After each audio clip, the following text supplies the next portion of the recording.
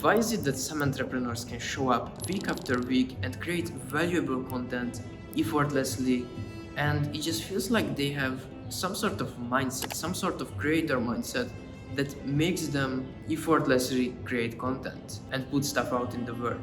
They tweet stuff when they have a good idea, they document what they do on YouTube, and they just post cool stuff on Instagram.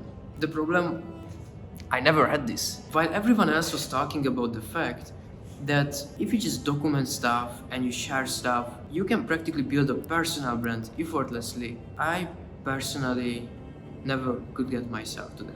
I tried super hard to create content in the past, and because of resistance, perfectionism, and fear of failure, I always struggled to put myself out there. I never posted stuff on social media, I never really could be consistent with YouTube in general. And it practically gave me a lot of cognitive dissonance because I always wanted to create content, I wanted to be consistent, but at the same time I just couldn't be consistent. Until a month ago, I got to the point when I publicly announced I want to publicly share the whole journey, the wins, the failures, the secrets I learned about monetizing a personal brand that the big creators would never tell. And I have some good news.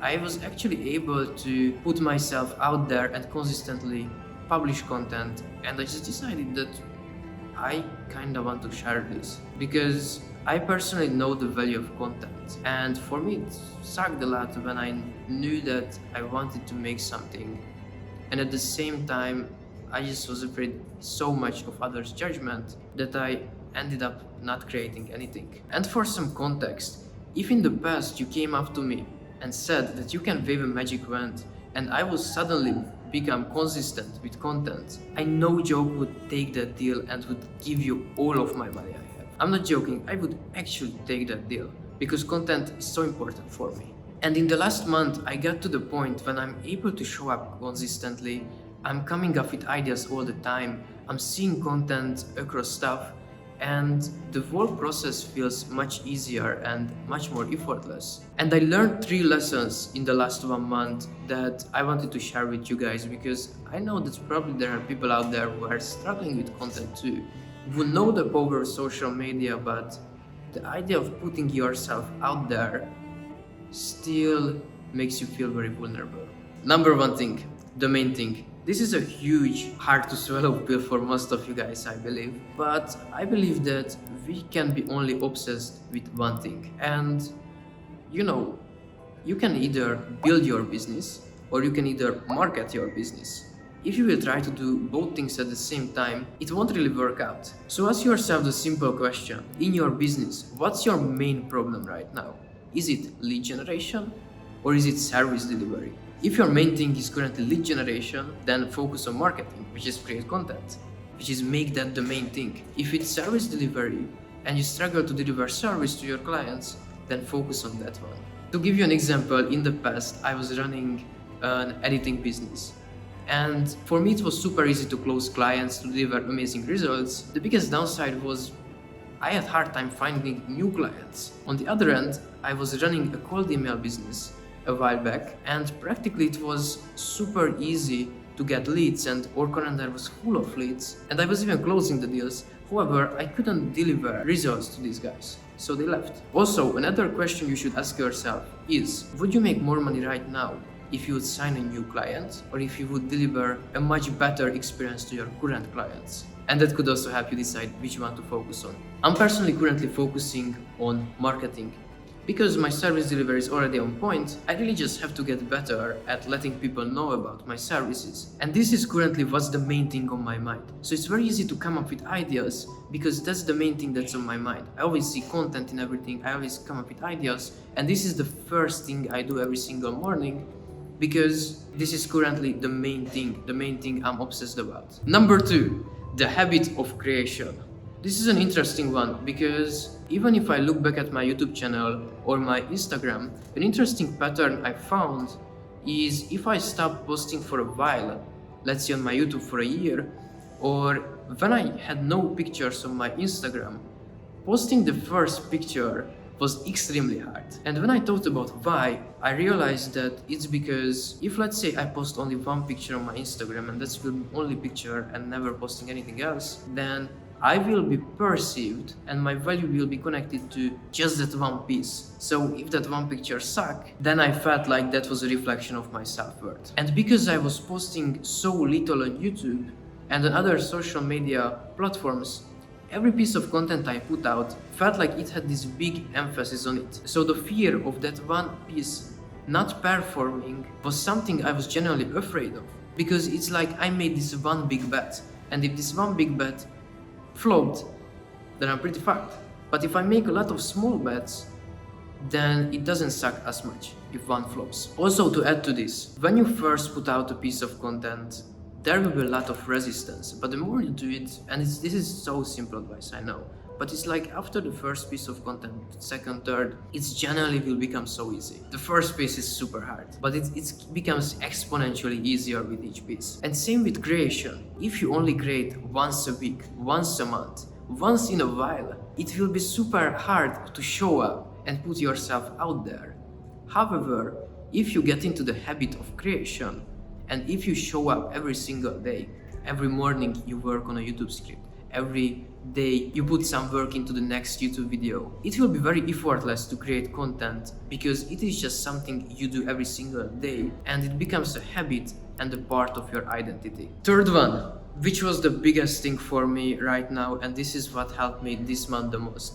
The previous two was also something I knew, but this third one was the game changer. And I left the best one at last. And this is beliefs. We act according to our beliefs. And if we believe something, then we will act according to it. So if we believe something that's not aligned with what we want to do, then we just don't act according with it. So that's where the cognitive dissonance comes from. So here's the first thing. If your content sucks, that's actually a good thing, because that means the YouTube algorithm won't recommend it to anyone. AKA, no one sees the part when you suck at content. And once you get good at content, the YouTube algorithm will start recommending your content. So YouTube is kind of playing with you at this game because it only shows your content once you are good at content. So practically, when you suck with content, no one will see it. They will only see it once you are good at it. You have nothing to lose there. Second one, I got this from Alex Hormozy. He said something on the line that don't care about views, just document your life, your business. But practically what he said that the main reason he's making YouTube videos is as a time capsule to look back a year, 5 year, 10 year from now and see how he was thinking at that period of time. I think it's a very interesting thing to view it that way because then we remove the pressure to the video to perform. And it's more like a time capsule, a way to just look back at what we were thinking at that time. Third one, view it as a game.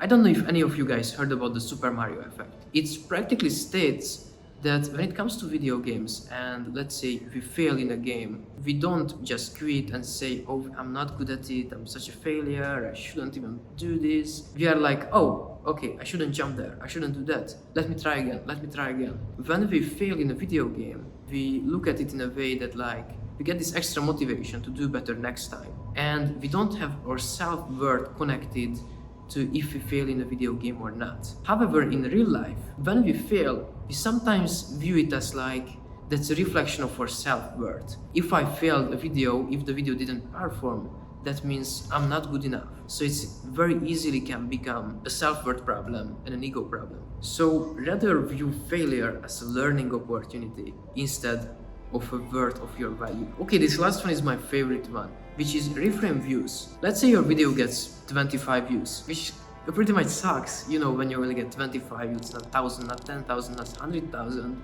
But think about it differently.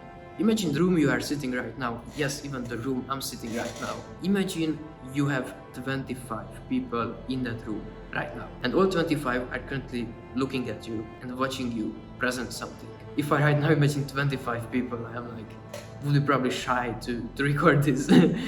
That's a lot of people. So sometimes you forget that those eyeballs are real people and not just a random number on the screen. One of my videos that performed the worst on this channel, after someone reached out to me saying that They absolutely love the video and I shouldn't stop. I had other times when people were just reaching out to me saying they really like the content, and there was a time when my video got like 16 views and Andrew Kirby said he watched it.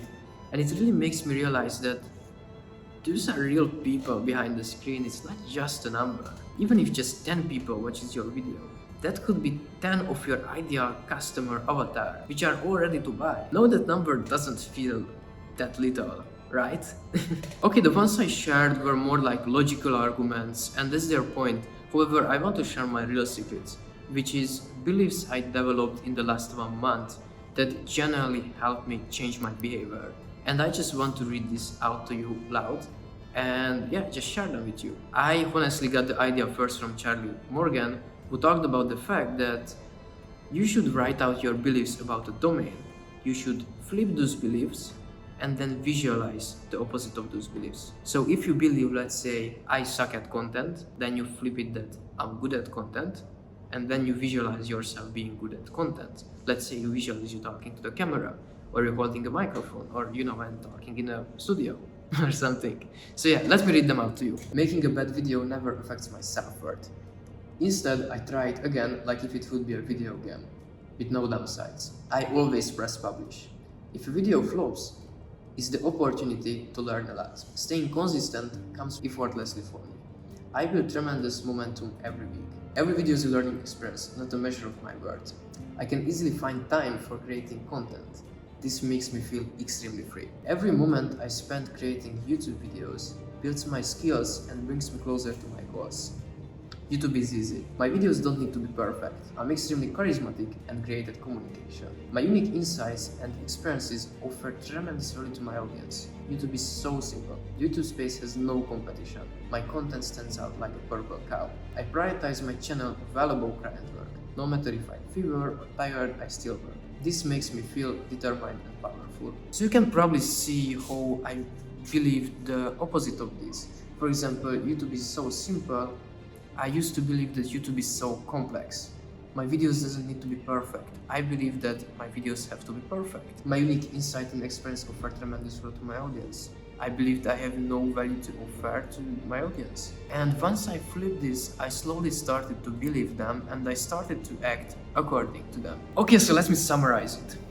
If you can prioritize YouTube as a main thing and show up every single day and dedicate your first 3 hours every single day to content creation, and failing is part of the journey, then you will soon find content creation to become effortless, and just recording a video like this, very simple and not that complicated. So give it a try and let me know if it worked, and if it did, just please drop a comment and let me know how you did. And YouTube thinks you will love this video. See you there.